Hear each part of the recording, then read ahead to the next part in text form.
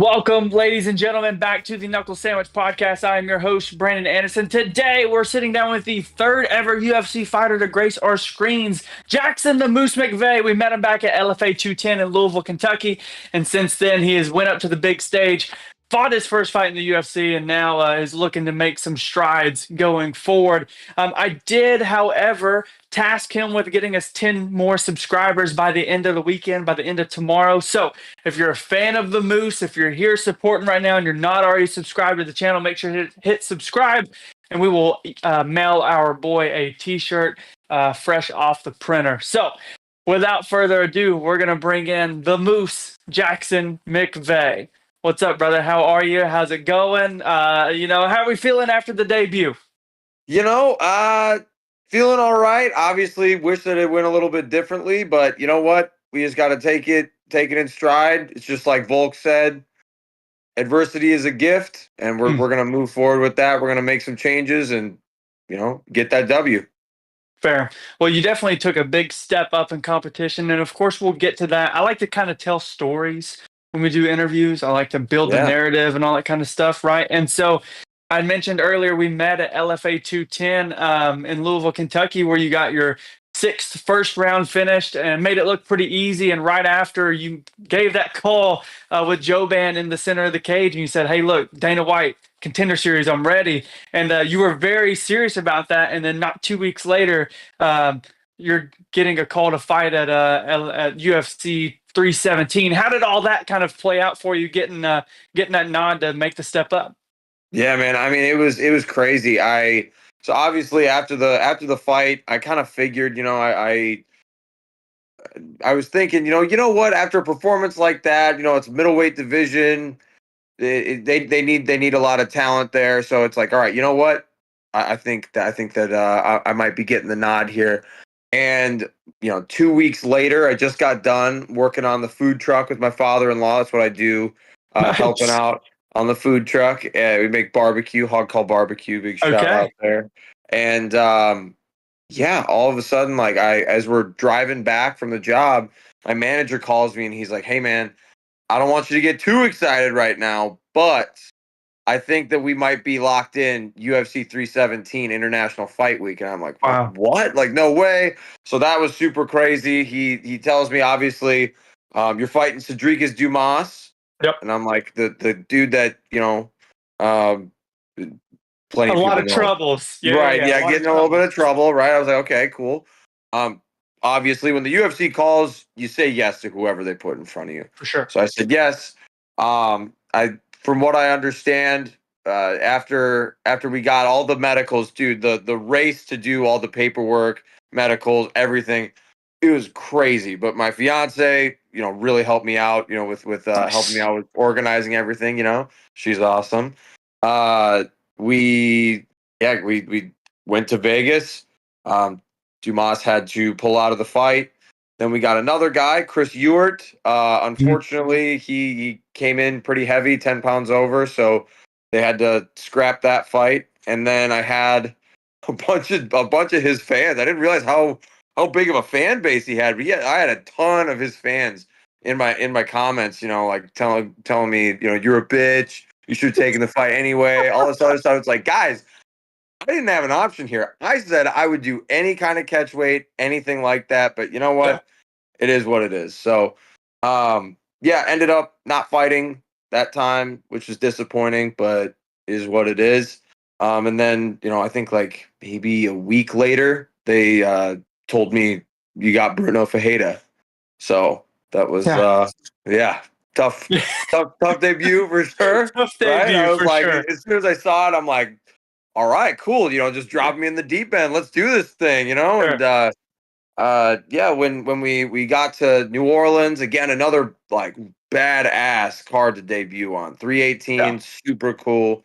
And I'm just, I was just really trying to soak it all in. Like I'm in the UFC, and really taking that all in. And when the fight happened, I felt like in the first couple minutes, I felt like I was doing pretty decent, controlling the center of the cage. That was a big part of the game plan for that, was just to control the center of the cage, make him come to me. And then he actually on that low kick that I showed a bit of a like wince.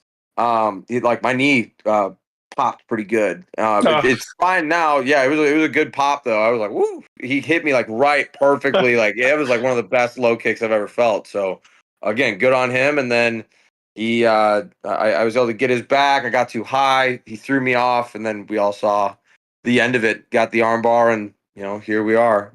sure. Yeah, here we are. Live to fight another day, right? But Yeah, so exactly. if we look at 317, I mean, how did you feel like you favored against the other two guys with Dumas and Ewer? Dumas, I feel like you guys matched up well in like the height and the size. There was no big advantages for either of you guys. Was that a fight that you, I guess, still kind of are searching for or favored, or which of these matchups out of the three did you feel like you favored the most in out of all three of the guys?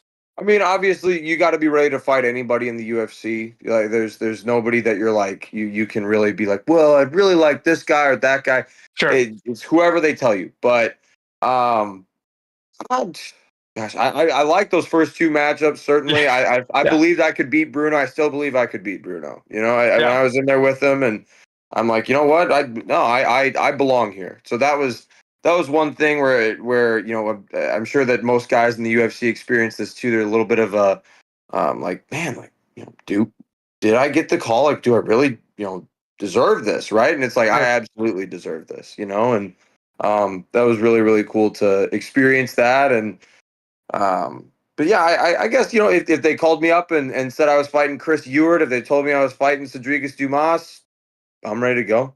Let's do it. I saw Dumas already has a fight booked, so that one may Yeah. take a little longer out. But assuming he got the ankle monitor situation figured out, we're good to go on that now. Right. Right. Yeah, absolutely. Absolutely. And depending, because I know that Chris Ewart got back on the contender series. I believe he's fighting, I think it's like Yuri Panfarov or something like that. Okay. So it's like, we could see about, either the winner of that one. I'm, Sure. like I said, ready for whatever.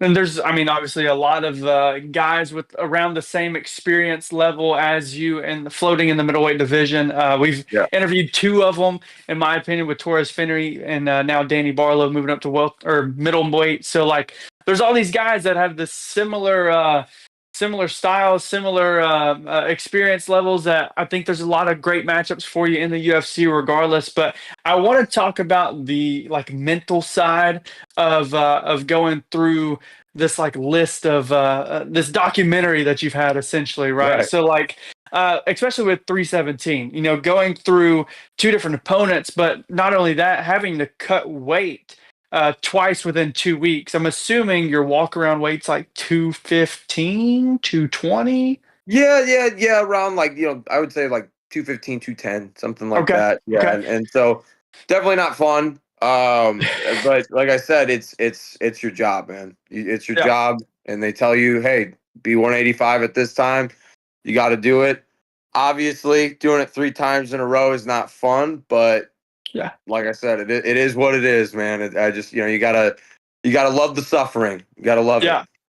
And so what was I guess a thought of mine that comes to thought of mine that comes to mind is like what were those behind door conversations like after the 317 mishaps with both guys? Like were they very very adamant on getting you on the next card? Were they, what was that kind of like, talking with those matchmakers and things like that? Right. Yeah. I spoke with them, and they just said, hey man, we're really sorry about this. We'd love to have you on the card, but you know, if you're ready, we can get you on, sooner. We can get you on the Nashville card. We can get you in New Orleans, whatever you want. And I just said, call me when you're ready because I'm ready. That's Cool. all I said. I'm just whatever you need. Heck So yeah. yeah, And it so was you've already it was go cool. ahead. Go Yeah. ahead. Yeah. Uh, So you've already broken down 318 pretty much to the extent that I was thinking. But man, I mean, talk to me about, like you said, you saw the Bruno Ferreira name on the contract, and you're like, all right, we're doing this, getting thrown in the fire. The guy had already had 6 fights in the UFC. I mean, was that one that you were expecting, I guess, or was it kind of a blindsided one of like, oh, this guy?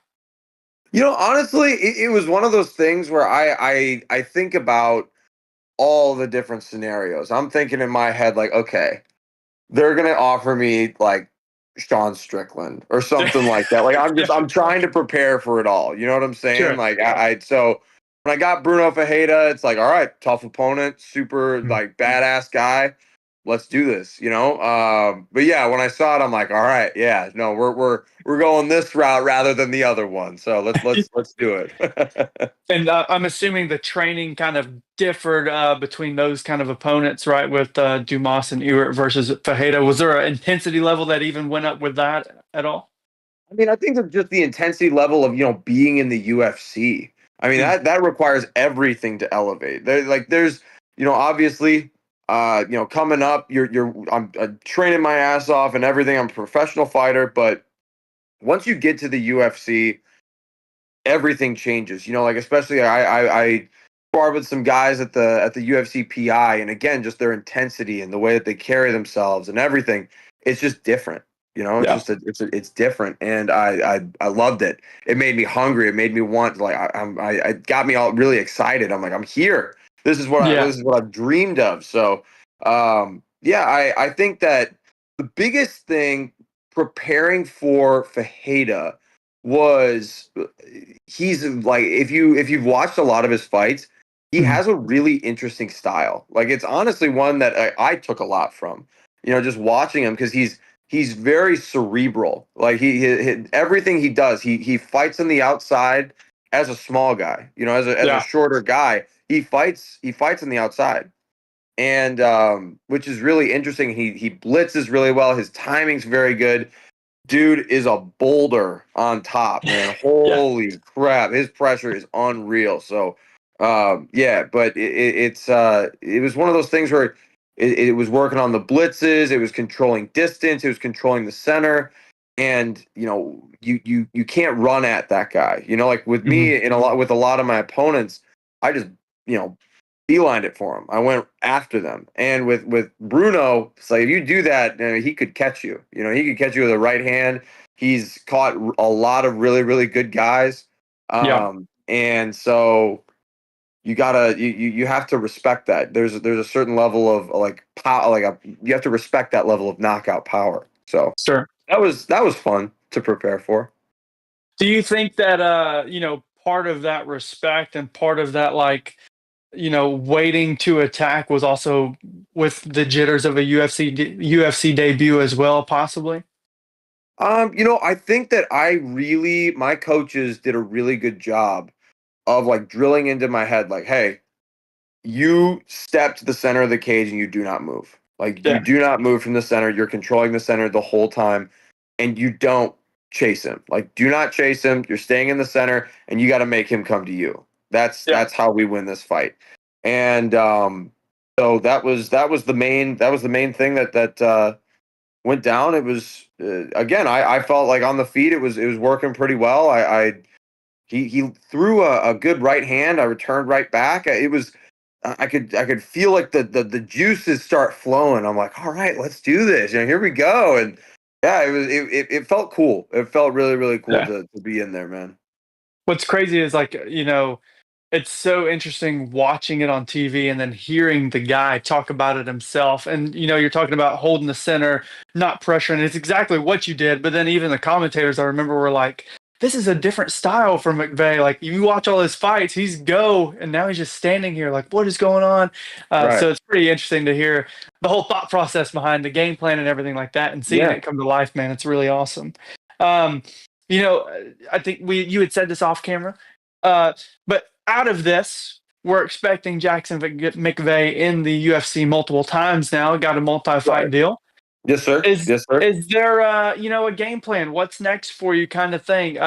You seem like a guy that knows pretty much the roster. You seem like you watch every single weekend and you break down the films. You're meticulous. Are there any guys on the radar? I know you've said multiple times, like whoever they give me, it's fine. But any guys that you look at and you're like, this matchup seems really nice for me. This would be a great fight. I'm not really interested in like saying, oh, this guy or this guy. It's one of those things where it's like experience levels would be, like that would be like the main thing. I'd want to go against somebody who, would probably have 1 or 2 fights in the UFC, something like that. Another debut guy. That would be more so what I would be looking for. Okay. But again, it's dude. I know I've already said it a million times, but it's you're in the big leagues, man. You're gonna go Yeah, against big league guys, for sure. Yeah. And then what's the timeline on the return? You mentioned the knee earlier. You said the knee's feeling fine though. I Yeah, mean, and I will say, like it clicks and pops like everything else. So it is sure. what it is. I've been doing jujitsu since I was 13 years old. Triangles and rubber guard and all this other stuff. Yeah, It can be hard on your knees. So, yeah, yeah, it was one of those things where I was like, ooh, all right, dang, I wasn't expecting yeah. that, but Right. all right, move on. And so yeah, that was pretty much the main thing. It's 100%. It's doing great. So, yeah. So maybe end of the year. Yeah. Sorry. Back to your original No, you're question. good. Jeez Louise, man. Getting back on track. Yeah, I would say probably like November, December. That would be ideal. Nice. November, December would be great. I want to hit up the PI a few more times. Want to cross train a bit. Get some good rounds in and just kind of settle in. And yeah, I think November, December sounds great to me. Can you tell us what the PI is like? Like, was that the first time when you stepped into the PI that you were like, "All right, I've made it. This is it," or what was that experience like there? It was so interesting. Like honestly, man, again, I'm a big UFC fan as Yeah, well as a fighter, right? So me walking in and I see like George Masvidal, I see Cheeto Vera, Patty Pimblett, Andre Feely, Forrest Griffin. Like I mean, just the who's who of yeah, like legends in the sport, and I'm like, that's the Patty Pimblett. Holy, oh my God, right? And yeah. and so that was it almost felt like I was like, getting like the coolest fan experience ever. But Nice. as an athlete, I mean, they have everything you could ever want and need. Yeah. I mean, anything and everything you would want. I mean, two cages, they've got, like the just state of the art facility. It's incredible, man. And they take such great care of you there. I've heard about like the recovery that they do, and then even the meals. Like you get like all your meals done, like all that kind of stuff as well. Yeah, massages, like and like not even just like like a regular massage. Like I mean, there's deep tissue. There's specific like I don't even know half the stuff they were doing, dude. It was like I was like I don't know what's going on here, but that's crazy, and Yeah. so that was cool. Just to see that and experience that was awesome. Nice. Well, you went pretty viral back at LFA 210, the Trump impersonation, and you said you have more left in the tank. Yes, I You do. have more in your back pocket. What are your top three impersonations that you can do? And if you don't mind doing them as well. Well, of course I can do them, right? I would Okay. say my top ones, like my go-tos, all right?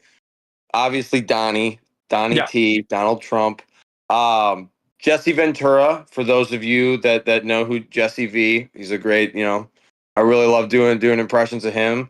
And then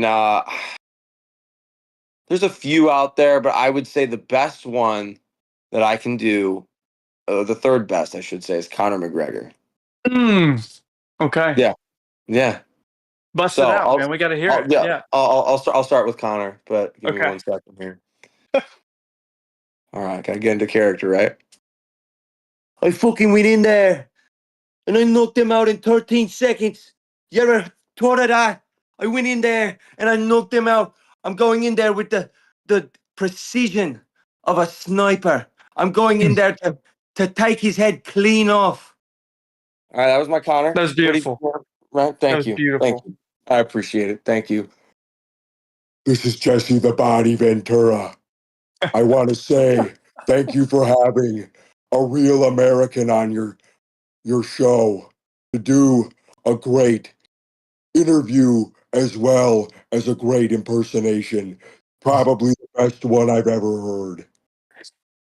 That's Jesse V, obviously. And then, as you all know, you guys have heard it before. Other people say, Jackson, how can you do such a great Donald Trump impression. It might be the best one I've ever heard. Other people say that. I would never say that, but some people say it. I think I do a tremendous Donald Trump impression. I hope one day I can do it in front of the man himself. I hope to shake his hand and say this in the exact voice that I'm doing right now. That would be a dream come true. Yeah. That would be a dream come true. That would be Oh, amazing. dude, seriously, man. That'd be so sick. Jackson, bro, thank you for coming on. I always give my people, a minute of their own time. Give your shout outs to whoever you may have, sponsors, team, coaches. The floor is yours, my man.